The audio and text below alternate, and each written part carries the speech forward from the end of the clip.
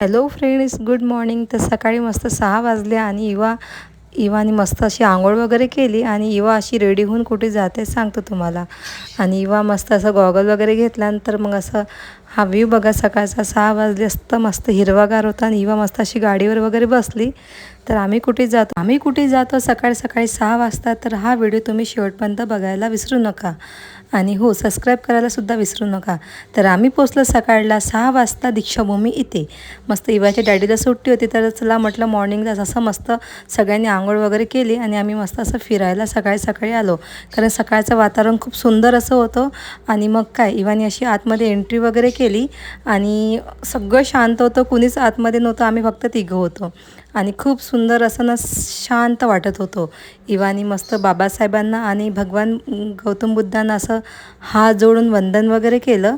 आणि बघू शकता तुम्ही, कुणीही आतमध्ये नाही, फक्त आम्ही होतो. आणि इवा मस्त अशी बसून गेली आणि असं हात जोडून त्यांना अशी वंदन करू लागली. बाजूलाच इथे रमाबाईंची छान अशी प्रतिमा ठेवलेली होती आणि साईडलाच बघू शकता तुम्ही सम्राट अशोकांची सुद्धा होती. आणि त्यानंतर आम्ही बाहेर वगैरे आलो. बाहेर छान असं फुलं वगैरे ठेवली इवानी आणि बाबासाहेबांना अशी वंदन करू लागली. त्यानंतर इथे छोटं असं विहार आहे, विहारातसुद्धा आम्ही बसलो. थोडंसं मस्त शांत वाटत होतं आणि वातावरण तर इतकं सुंदर होतं, सगळीकडे असं हिरवंगार वाटत होतं. त्यानंतर आम्ही सकाळी सकाळी अशा वातावरणात बाहेर यायला खूप छान वाटते. आणि इवाला काय, इवा तर मस्त अशी आनंदीच होती.